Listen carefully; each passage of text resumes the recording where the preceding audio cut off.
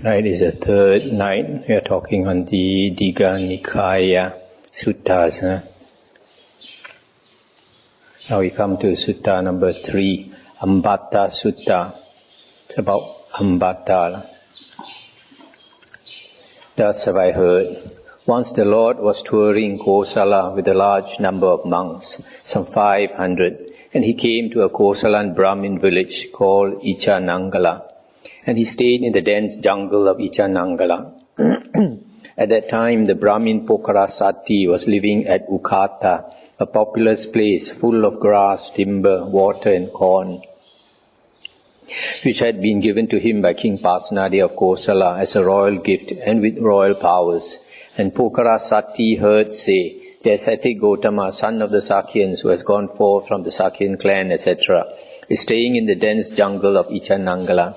And concerning that blessed Lord, a good report has been spread about. This blessed Lord is an Arahant, a Sammasambuddha, perfected in knowledge and conduct, a well-farer, knower of the worlds, unequaled trainer of men to be tamed, teacher of gods and humans, a Buddha, a blessed Lord. He proclaims this world with its gods, Maras, Brahmas, the world of ascetics and Brahmins with its princes and people, having come to know it by his own knowledge. He teaches a Dhamma that is lovely in its beginning, lovely in its middle, and lovely in its ending, in the spirit and in the letter, and he displays the fully perfected, thoroughly purified holy life. And indeed, it is good to see such Arahants. Now at that time, Pokarasati had a pupil, the youth Ambattha, who was a student of the Vedas, who knew the mantras, perfected in the 3 Vedas, a skilled expounder of the rules and rituals, the law of sounds and meanings, and fifthly oral tradition, complete in philosophy and in the marks of a great man, admitted and accepted by his master. In the 3 Vedas with the words, what I know, you know. What you know, I know. And Pokarasati said to Ambattha, Ambattha, my son, the ascetic Gautama, is staying in the dense jungle of Ichanangala, and concerning that blessed Lord, a good report has been spread about, etc. Now you go to see the ascetic Gautama and find out whether this report is correct or not, and whether the Reverend Gautama is as they say or not. In that way we shall put the Reverend Gautama to the test. Sir, how shall I find out whether the report is true, or whether the Reverend Gautama is as they say or not? According to the tradition of our mantras, Ambattha, the great man who is possessed of the 32 marks of a great man has only 2 courses open to him. If he lives the household life, he will become a ruler, a wheel-turning righteous monarch of the law, conqueror of the 4 quarters, who has established the security of his realm, and is possessed of the 7 treasures. These are the wheel treasure, the elephant treasure, the horse treasure, the jewel treasure, the woman treasure, the householder treasure, and as 7th, the counselor treasurer. He has more than 1,000 sons, who are heroes of heroic stature, conquerors of the hostile army. He dwells, having conquered this sea-girt land, without stick or sword, by the law. But if he goes forth from the household life into homelessness, then he will become an Arahant, the Sammasambuddha, one who draws back the veil from the world. And Ambattha, I am the passer on of the mantras, and you are the receiver. Stop here for a moment. So this Pokarasati is one of those well-known Brahmins, well-versed in the Brahmin tradition. And his disciple is also very learned. All those things that a Brahmin is supposed to learn, he has learned. That's why the teacher tells him, what I know, you know. What you know, I know. And lastly, the last part, this Pokarasati told Ambattha, I am the passer on of the mantras and you are the receiver. In other words, I am the teacher and you are the pupil. So you go and find out whether this Samana Gautama or ascetic Gautama is as enlightened as they say, and you judge him by the 32 marks of a great man. This 32 marks of a great man is a Brahmin tradition. Very good, sir, said Ambattha at Pokarasati's words, and he got up, passed by Pokarasati by his right side, got into his chariot drawn by a mare, and accompanied by a number of young men, headed for the dense jungle of Ichanangala. He drove as far as the carriage would go, then alighted and continued on foot. At that time, a number of monks were walking up and down in the open air. Ambattha approached them and said, "Where is the Reverend Gautama to be found just now? We have come to see the Reverend Gautama."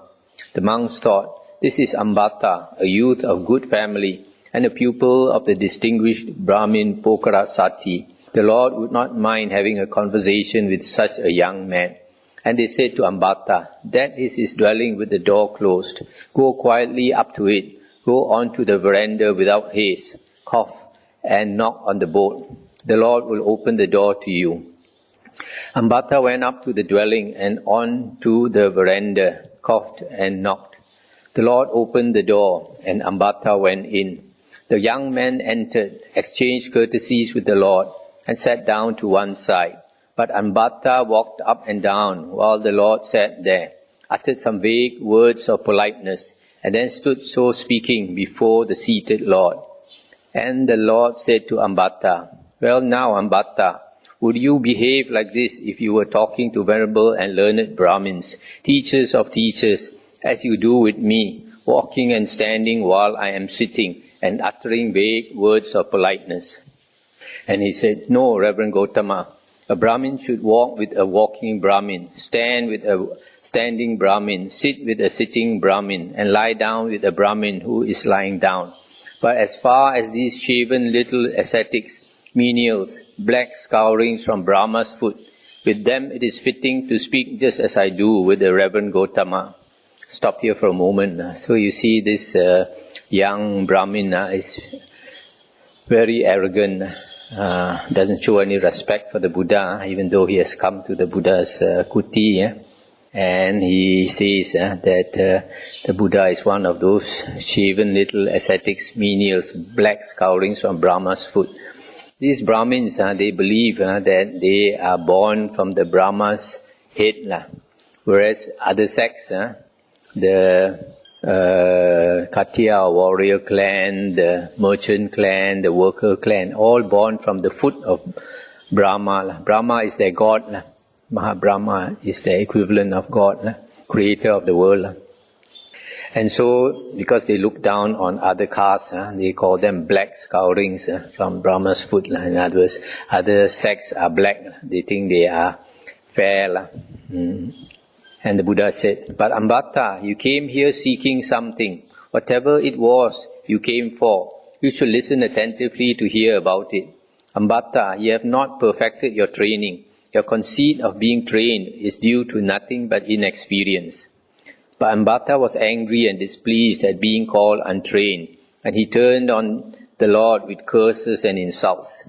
Thinking, "The ascetic Gautama bears me ill will," he said, "Reverend Gautama, the Sakyans are fierce, rough-spoken, touchy and violent. Being of menial origin, being menials, they do not honor, respect, esteem, revere or pay homage to Brahmins. With regard to this, it is not proper that they do not pay homage to Brahmins." This was the first time Ambattha accused the Sakyans of being menials. And the Buddha said, "But Ambattha, what have the Sakyans done to you?" And he said, "Reverend Gautama, once I went to Kapilavatthu on some business for my teacher, the Brahmin Pokarasati, and I came to the Sakyans' meeting hall. And at that time, a lot of Sakyans were sitting on high seats in their meeting hall, poking each other with their fingers, laughing and playing about together. And it seemed to me that they were just making fun of me, and no one offered me a seat. With regard to this, it is not proper that they do not pay homage to the Brahmins." This was the second time Ambattha accused the Sakyans of being menials. And the Buddha said, "But Ambattha, even the quail, that little bird, can talk as she likes on her own nest. Kapilavatthu is the Sakyans' home, Ambattha. They do not deserve censure for such a trifle." And Ambattha said, "Reverend Gautama, there are 4 castes, the Khattiyas or warrior clan, the Brahmins, the merchants and the artisans. And of these 4 castes, 3, the Khattiyas, merchants and artisans are entirely subservient to the Brahmins. With regard to this, it is not proper that they should not pay homage to the Brahmins. This was the third time Ambattha accused the Sakyans of being menials. Stop here for a moment. So this is only their Brahmin belief. They think they are the most superior caste and everybody else should pay homage to them. But other people don't think so. Then the Lord thought, this young man goes too far in abusing the Sakyans. Suppose I were to ask after his clan name. So he said, Ambattha, what is your clan? And Ambattha answered, I am a Kanhayan, Reverend Gotama. And the Buddha said, Ambattha, in former days, according to those who remember the ancestral lineage, the Sakyans were the masters, and you are descended from a slave girl of the Sakyans. For the Sakyans regard King Okaka as their ancestor.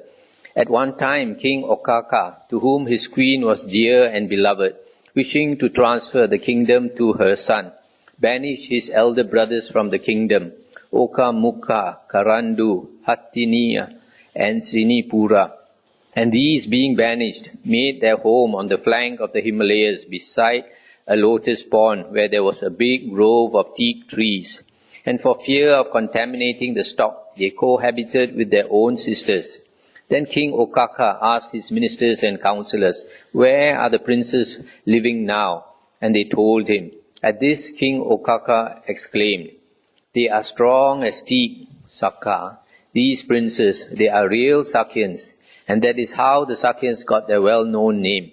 And the king was the ancestor of the Sakyans. Now King Okaka had a slave girl named Disa, who gave birth to a black child.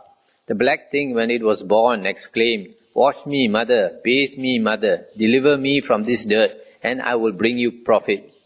Because Ambattha, just as people today use the term hobgoblin, pisacha, as a term of abuse, so in those days they said black, kanha, and they said, as soon as he was born, he spoke. He is born a kanha, a hobgoblin. That is how in former days the Sakyans were the masters, and you are descended from a slave girl of the Sakyans. On hearing this, the young man said, Reverend Gotama, do not humiliate Ambattha too much with talk of his being descended from a slave girl. Ambattha is well born, of a good family, he is very learned, he is well spoken, a scholar, well able to hold his own in this discussion with the Reverend Gotama. Then the Lord said to the young man, if you consider that Ambattha is ill-born, not of a good family, unlearned, ill-spoken, no scholar, unable to hold his own in this discussion with the ascetic Gotama, then let Ambattha be silent, and you conduct this discussion with me.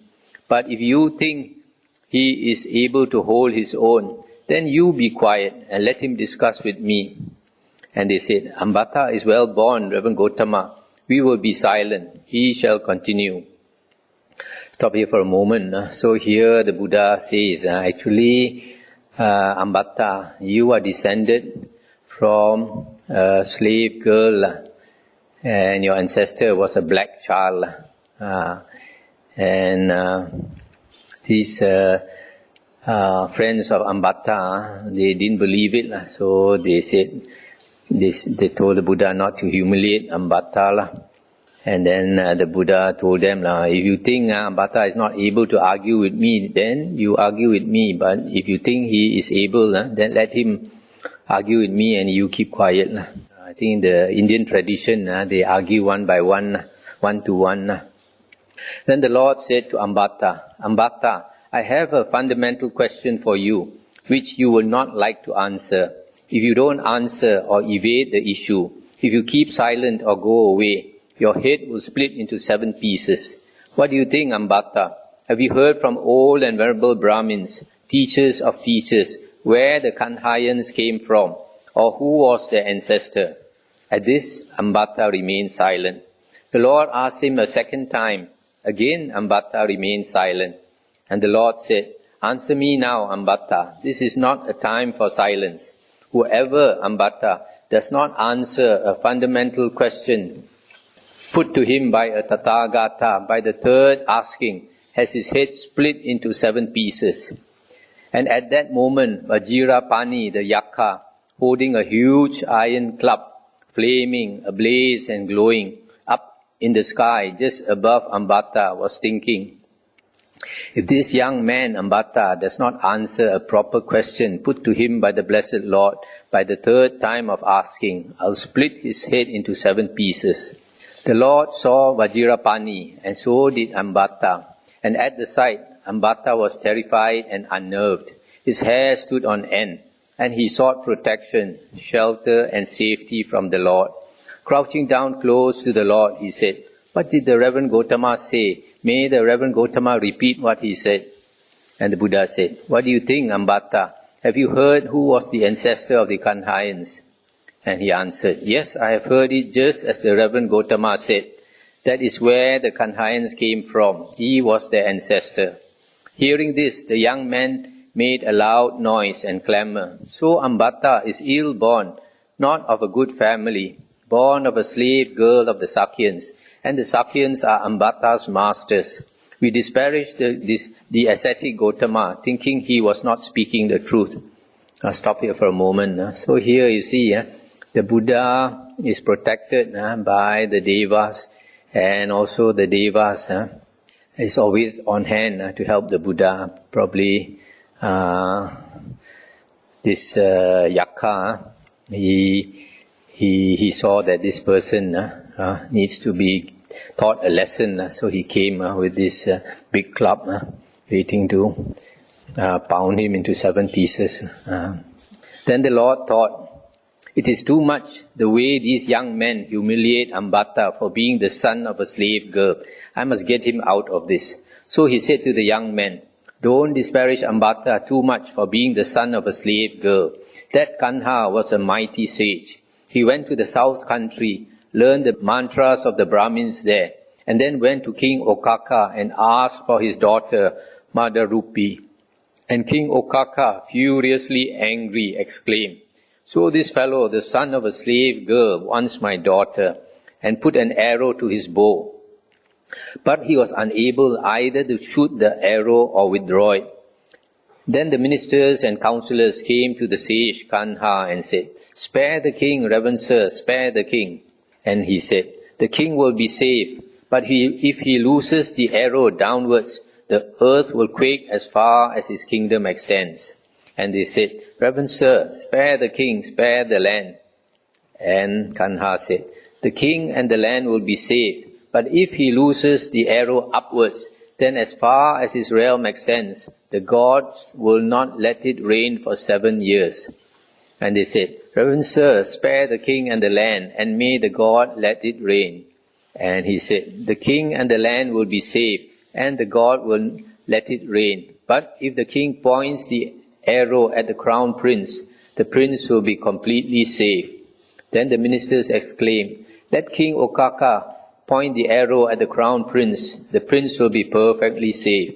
The king did so, and the prince was unharmed. Then King Okaka, terrified and fearful of divine punishment, gave away his daughter Madharupi. So young men, do not disparage Ambattha too much for being the son of a slave girl. That Kanha was a mighty sage. Stop here for a moment. So this Kanha, he went to learn the mantras, and the mantras are actually very powerful things. Mantras are secrets handed down to the Brahmins, probably by the Devas. And it is their secret. They don't want other castes to know. But later, because of greed, they sold away the secrets, so that a lot of the mantras now are public knowledge. And the Buddha said that these mantras, you can do many things with them. That normally a person with psychic power only can do, but the mantras you can do. For example, if you know a certain mantra, you can walk through the wall. Maybe that's how David Copperfield walks through the wall. So this king got so angry that this black fellow wants his daughter. That's how he was thinking. So he took his bow and arrow. He wanted to shoot this Kanha to death. But this Kanha made him not able to shoot the arrow or to bring it down. And then, so finally, to make the king know how powerful he is, he said the king must point the arrow at his son, whom he loves dearly, the crown prince. And so the king had no choice but to do that, but the prince was not harmed.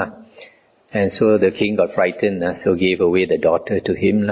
So the Buddha said, don't look down on Kanha so much. He's the ancestor, this ancestor of the Ambattha, for he was a mighty sage. Then the Lord said, Ambattha, what do you think? Suppose a Khattiya youth were to wed a Brahmin maiden, and there was a son of the union. Would that son of a Khattiya youth and a Brahmin maiden receive a seed and water from the Brahmins? He would, Reverend Gautama. Would they allow him to eat at funeral rites, at rice offerings, at sacrifices, or as a guest? They would, Reverend Gautama. Would they teach him mantras or not? They would, Reverend Gautama. Would they keep their women covered or uncovered? Uncovered, Reverend Gautama.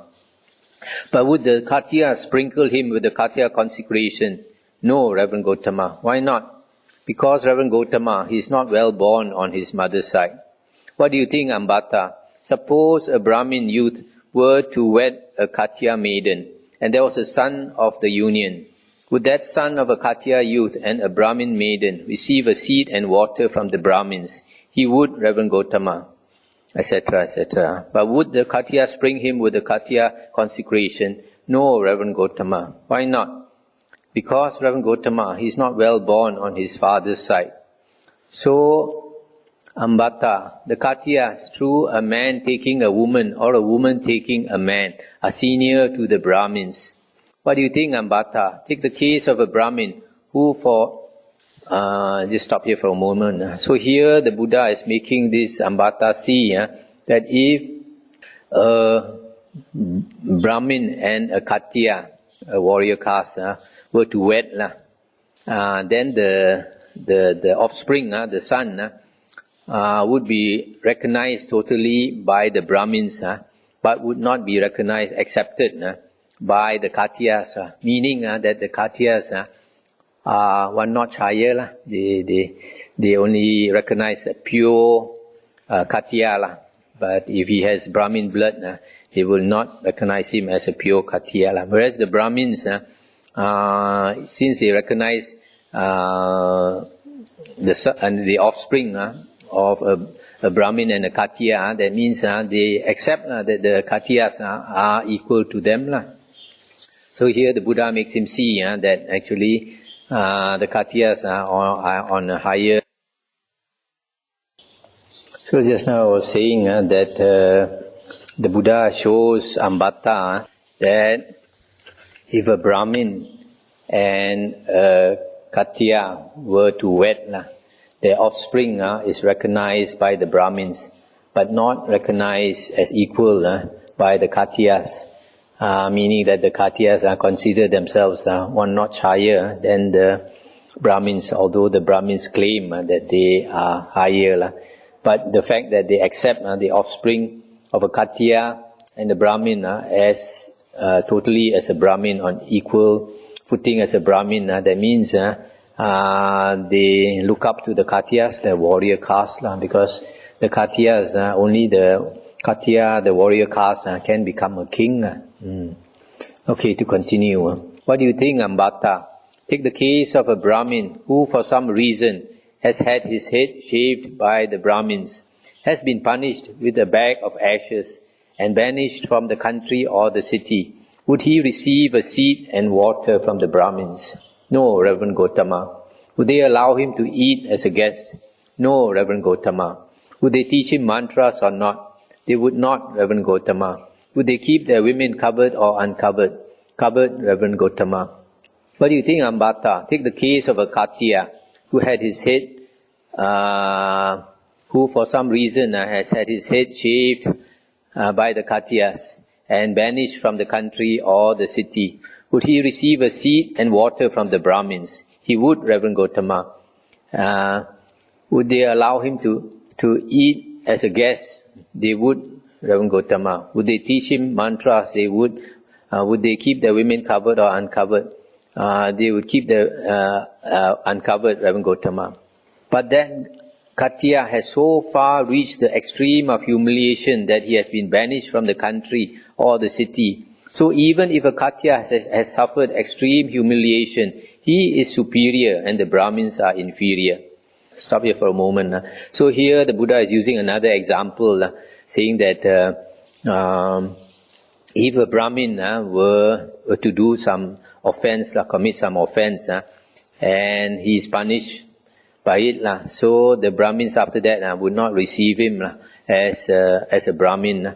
But if a Katya, a warrior caste person, were to commit the same offense and banished by the Katyas, still the Brahmins will receive him, meaning that the Brahmins still accept that the Katyas are actually superior to them. The Buddha said, Ambattha, this verse was pronounced by Brahma's Sanan Kumara, the Katyas best among those who value clan. He with knowledge and conduct is best of gods and men. This verse was rightly sung, not wrongly, rightly spoken, not wrongly, connected with profit, not unconnected. And Ambattha, I too say this, the Katyas best among those who value clan. He with knowledge and conduct is best of gods and men. And then Ambattha asks, but Reverend Gautama, what is this conduct and what is this knowledge? I'll stop here for a moment. So you see, after showing Ambattha that the Katyas actually are recognized as superior, and even the Brahma Sanan Kumara also says so, that the Katyas is the best among the clans, and so he cannot dispute that. So now he humbles himself by asking the Buddha to explain what is this conduct and knowledge. That means conduct is charana, knowledge is vijja, which we went through yesterday. And the Buddha said, Ambattha, it is not from the standpoint of the attainment of unexcelled knowledge and conduct that reputation based on birth and clan is declared, nor on this conceit which says, you are worthy of me, you are not worthy of me. For whatever there is a giving, a taking, or a giving and taking in marriage, there is always this talk and this conceit. But those who are enslaved by such things are far from the attainment of the unexcelled knowledge and conduct, which is attained by abandoning all such things. But Reverend Gautama, what is this conduct? What is this knowledge? And the Buddha said, Ambattha, a Tathagata arises in this world, an Arahant, Sammasambuddha, endowed with wisdom and conduct, well-farer, knower of the worlds, incomparable trainer of men to be tamed, teacher of gods and humans, enlightened and blessed. He, having realized it by his own super-knowledge, proclaims this world with its devas, maras and brahmas, its princes and people. He preaches the Dhamma, which is lovely in its beginning, lovely in its end, in its middle, lovely in its ending, with the Spirit, in the spirit and in the letter, and displays the fully perfected and purified holy life. A disciple goes forth and practices the moralities, guards the sense doors, etc., and attains the 4 jhanas. Thus he develops conduct. All this is not explained here because it is already explained in the previous sutta. He attains various insights, etc., etc., and the cessation of the corruptions or asavas. And beyond this, there is no further development of knowledge and conduct that is higher or more perfect. So here the Buddha goes through those various stages of these various parts of this charana, conduct or practice of the holy life, and then the different stages of knowledge, vijja, as we heard last night. But Ambattha, in the pursuit of this unexcelled attainment of knowledge and conduct, there are 4 paths of failure. What are they? In the first place, an ascetic or Brahmin who has not managed to gain this unexcelled attainment takes his carrying pole and plunges into the depths of the forest, thinking, I will live on windfalls. But in this way, he only becomes an attendant on one who has attained. This is the first path of failure. Again, an ascetic or Brahmin, being unable to live on windfalls, takes a spade and basket, thinking, I will live on tubers and roots. This is the second path of failure. Again, an ascetic or Brahmin, being unable to live on tubers and roots, makes a fire hearth at the edge of a village or small town and sits tending the flame. This is the third path of failure. Again, an ascetic or Brahmin, being unable to tend the flame, erects a house with 4 doors at the crossroads, thinking, whatever ascetic or Brahmin arrives from the 4 quarters, I will honor to the best of my strength and ability. But in this way, he only becomes an attendant on one who has attained to unexcelled knowledge and conduct. This is the fourth path of failure. What do you think, Ambattha? Do you and your teacher live in accordance with this unexcelled knowledge and conduct? No, indeed, Reverend Sir. Who are my teacher and I in comparison? We are far from it. Well then, Ambattha, could you and your teacher, being unable to gain this, go with your carrying poles into the depths of the forest, intending to live on windfalls? No, indeed, Reverend Gotama. Well then, Ambattha, could you and your teacher, being unable to gain this, live on tubers and roots, or sit tending the flame, or erect a house and honor the ascetics and Brahmins who arrive? And he said, no, indeed, Reverend Gotama. And so, Ambattha, not only are you and your teacher incapable of attaining this unexcelled knowledge and conduct, but even the 4 paths of failure are beyond you. And yet you and your teacher, the Brahmin Pokarasati, utter these words, these shaven little ascetics, menials, black scrapings from Brahma's foot. What converse can they have with Brahmins learned in the 3 Vedas? Even though you can't even manage the duties of one who has failed. See, Ambattha, how your teacher has let you down. So here the Buddha says, after explaining the various stages of attainment of this charana and vijja up to liberation or enlightenment, then he says, if an ascetic or Brahmin cannot attain all these things, then at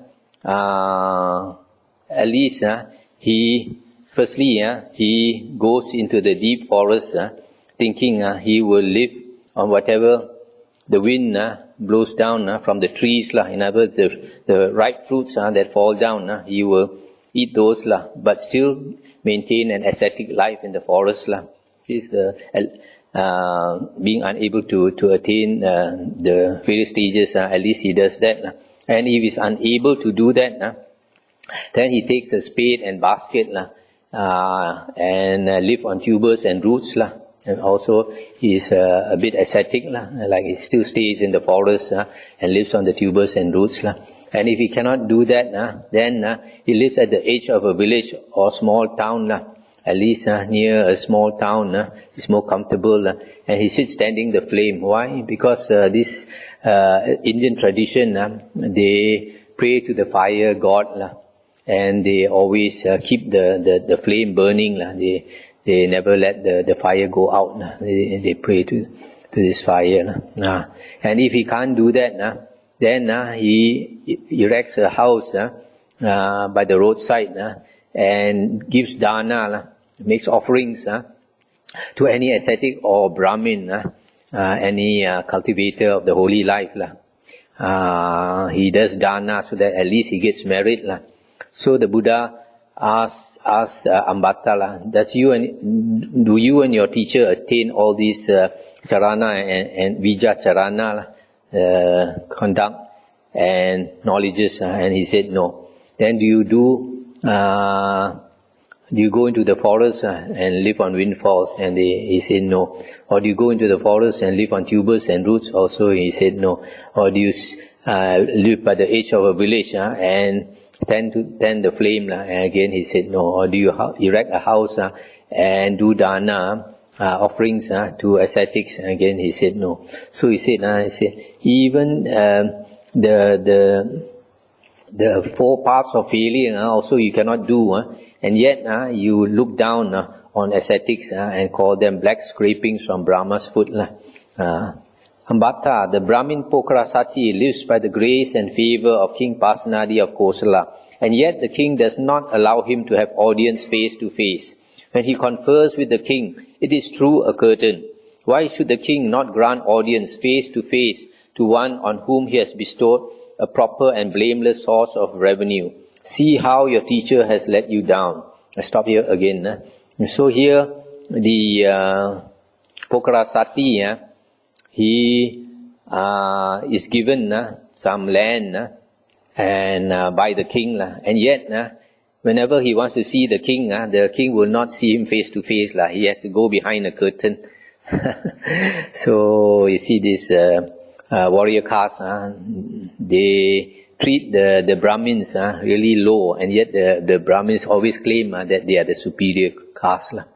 What do you think, Ambattha? Suppose King Pasenadi was sitting on the neck of an elephant or on horseback, or was standing on the chariot mat, conferring with his ministers and princes about something. And suppose he were to step aside and some workman or workman's servant were to come along and stand in his place. And standing there he might say, "This is what King Pasenadi of Kosala says." Would he be speaking the king's words, as if he were the king's equal? No, indeed, Reverend Gautama. Well then, Ambattha, it is just the same thing. Those who were, as you say, the first sages of the Brahmins, the makers and expounders of the mantras, whose ancient verses are chanted, pronounced and collected by the Brahmins of today, Ataka, Vamaka, Vamadeva, Vesamita, Yamatagi, Angirasa, Bharadvaja, Vaseta, Kasapa, Bagu, whose mantras are said to be passed on to you and your teacher. Yet you do not thereby become a sage or one practiced in the way of a sage. Such a thing is not possible. Stop here for a moment. So you see the Buddha's, because he knows the past, he can see the past so clearly. He can tell this Brahmin exactly who their former teachers were, those who handed down the mantras. But he says, just because you receive the mantras from these sages, don't think that you are a sage. This is like the worker, he stands in the king's chair and speaks like the king, but he is not the king. What do you think, Ambattha? What have you heard said by the Brahmins who are venerable, aged, the teachers of teachers, those first sages, Ataka, etc.?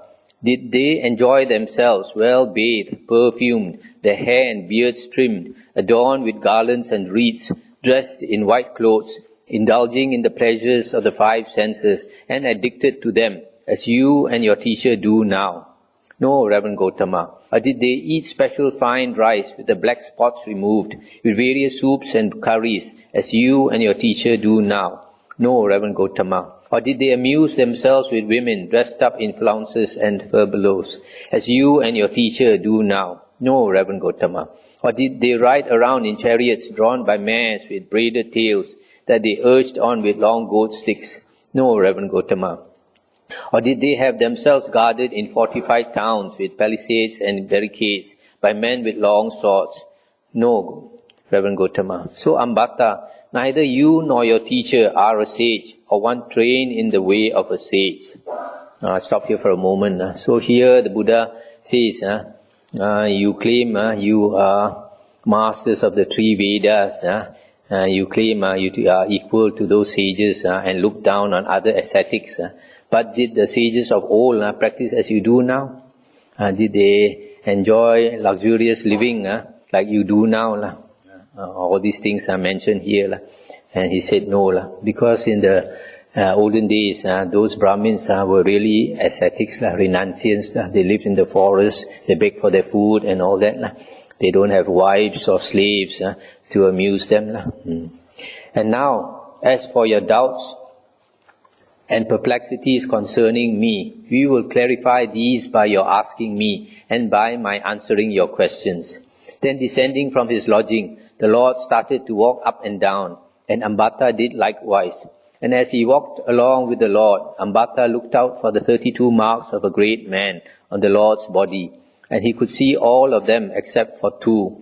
He was in doubt and perplexity about 2 of these marks. He could not make up his mind or be certain about the sheathed genitals or the large tongue. And the Lord, being aware of his doubts, effected by his psychic power, that Ambattha could see his sheathed genitals, and then sticking out his tongue, he reached out to lick both ears and both nostrils, and then covered the whole circle of his forehead with his tongue. Then Ambattha thought, the ascetic Gautama is equipped with all the 32 marks of a great man, complete with none missing.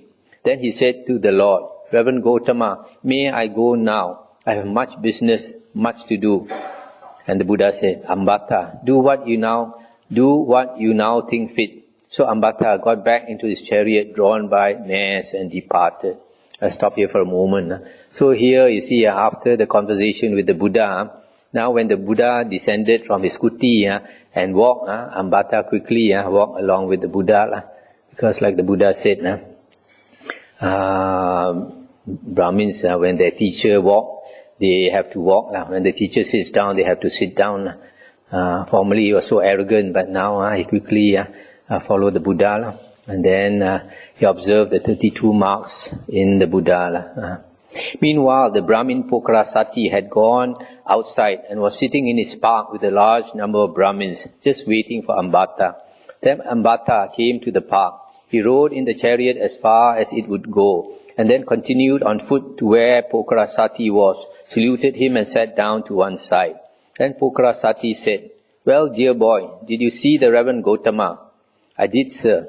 And what was the Reverend Gautama? And was the Reverend Gautama such as he is reported to be and not otherwise? And is he of such nature and not otherwise? And Ambattha said, Sir, he is as he is reported to be, and he is of such nature and not otherwise. He is possessed of the 32 marks of a great man, all complete with none missing. But was there any conversation between you and the ascetic Gautama? There was, sir. And what was this conversation about? So Ambattha told Pokrasati all that had passed between the Lord and himself. At this, Pokrasati exclaimed, Well, you are a fine little scholar, a fine wise man, a fine expert in the three Vedas. Anyone going about his business like that ought, when he dies, at the breaking up of the body, to go to the downfall, to the evil path, to ruin, to hell. You have heaped insults on the Reverend Gautama, as a result of which he has brought up more and more things against us. You are a fine little scholar. You are so angry and enraged that he kicked Ambattha over and started out at once to see the Lord. But the Brahmins said, It is far too late, sir, to go to see the ascetic Gautama today. The Reverend Pokrasati should go to see him tomorrow. Then Pokrasati, having had fine, hard and soft food prepared in his own home, set out by the light of torches from Ukata for the jungle of Ichanangala. He went by chariot as far as possible, then continued on foot to where the Lord was. Having exchanged courtesies with the Lord, he sat down to one side.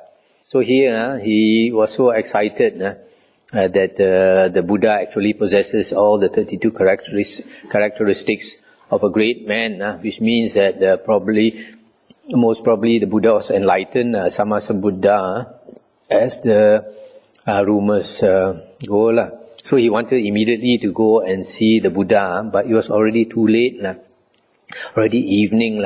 So they asked him to go the next morning. So even before dawn, before the light of dawn, he had all the food prepared. As using torches, he set out to see the Buddha. And he said, Reverend Gautama, did not our pupil Ambattha come to see you? And the Buddha said, He did, Brahmin. And was there any conversation between you? There was. And what was this conversation about? Then the Lord told Pokrasati all that had passed between him and Ambattha. At this, Pokrasati said to the Lord, Reverend Gautama, Ambattha is a young fool. May the Reverend Gautama pardon him. And the Buddha said, Brahmin, may Ambattha be happy. Then Pokrasati looked out for the 32 marks of a great man on the Lord's body, and he could see all of them except for two, the sheathed genitals and the large tongue. But the Lord set his mind at rest about these by using psychic power to show him. And Pokrasati said to the Lord, May the Reverend Gautama accept a meal from me today, together with his order of monks. And the Lord consented by silence. Seeing his acceptance, Pokrasati said to the Lord, "It is time, Reverend Gotama, the meal is ready."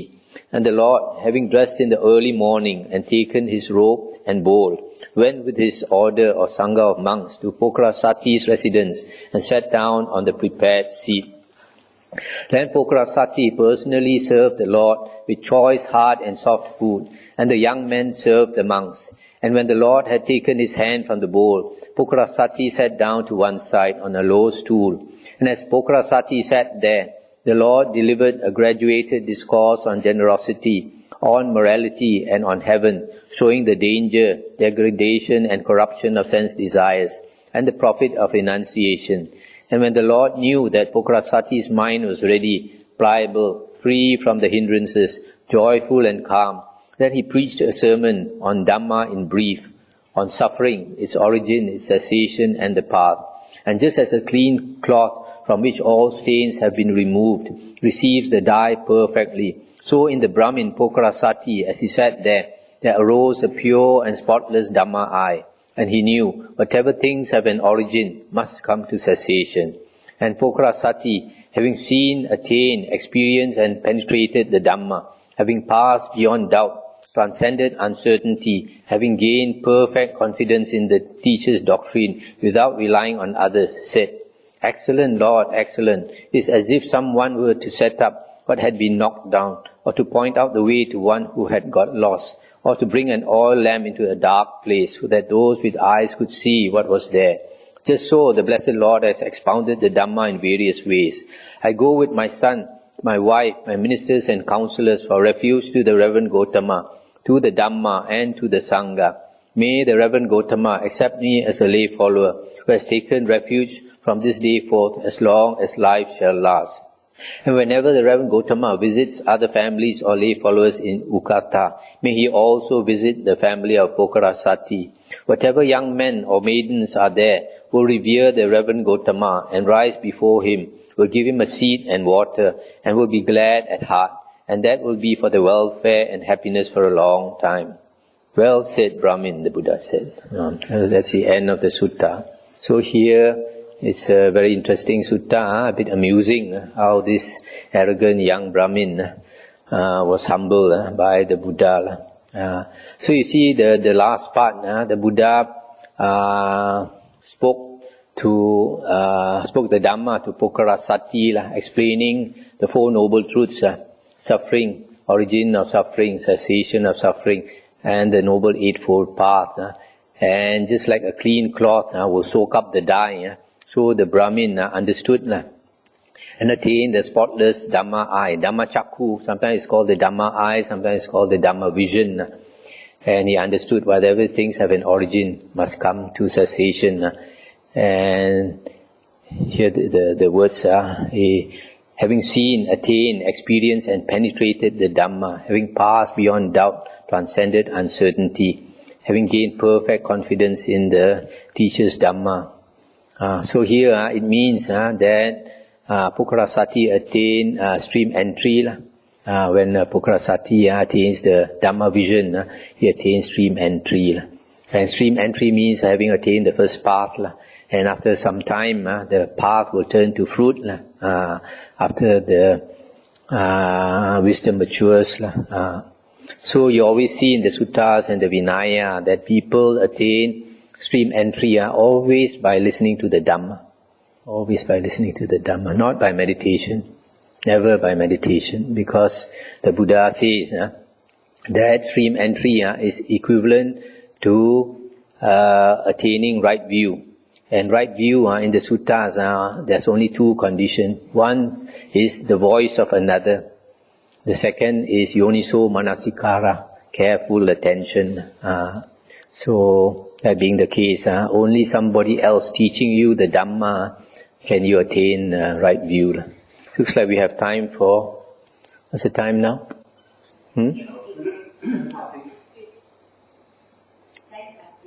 Oh, then we don't have time. Okay, we'll stop here. And any questions? No, this is not very important. This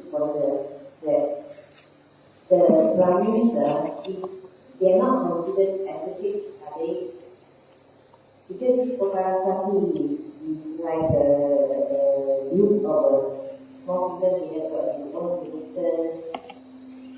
There's even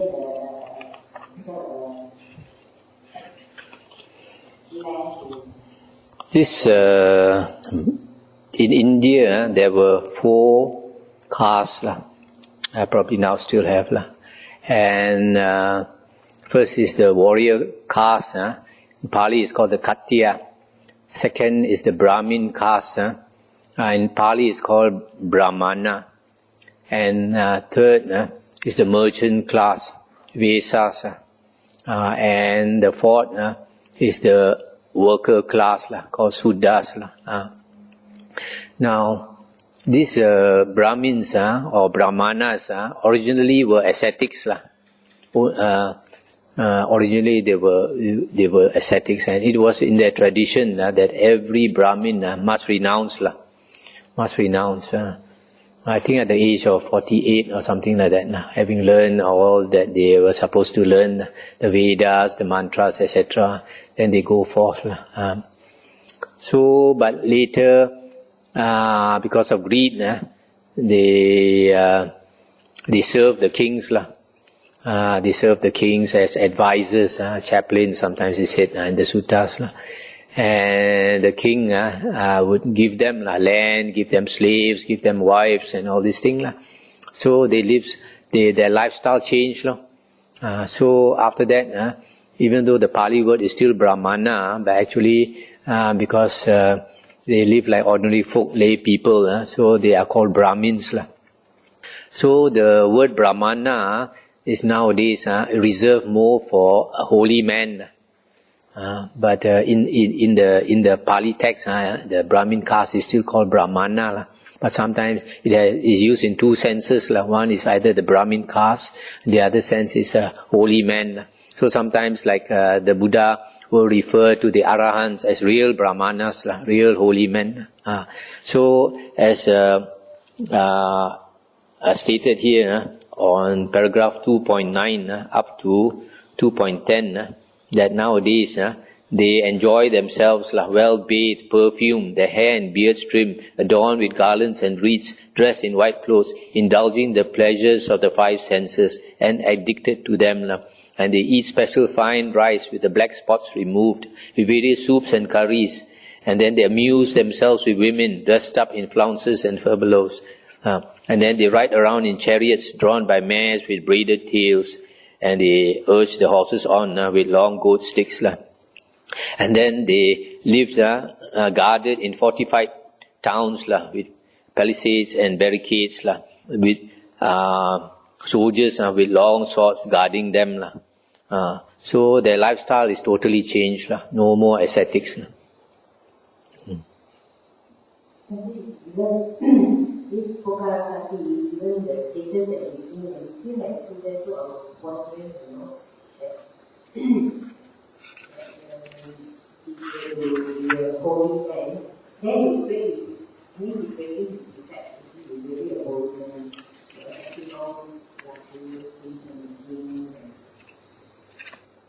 so the Buddha is saying, you are not an ascetic. Not only that, you have not attained the various stages of the holy life. Not only that, even the 4 paths of failure also you don't practice. Instead, you live a luxurious life, indulging in all the sense pleasures. Buddha teach no self, not having pride. Question was why does Buddha refer to himself as a maker, teacher of the gods, teacher? He has quite some name for himself. It has a whole paragraph for his title. How does this relate to no pride? There are 10 names of the Buddha. In the Itipiso, the chant Itipiso Bhagava Arahan Samma Sambuddho Vijacharana Sampanno Sugato Lokavidu Anuttaro Purisa Dhammasarati Satta Deva Manusa Nang Buddho Bhagavati. These names are not given, not coined by the Buddha. They're coined by other people. And the Buddha says that when he talks to people, he has to use the self, I and all that. But his mind is unmoving. So that if people praise him or people scold him, his mind is unmoving, always thus.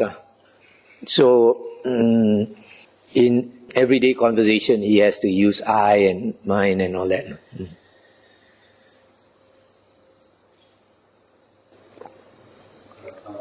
have a question about the two marks of the great man. Is it of different parts of the great man, of the Brahmin tradition, or what is the origin behind the two marks of the great man? Yeah, it seems to be more of a Brahmin tradition. They always look for these 32 marks of a great man in somebody. Okay, let's end for now. It's been a long day.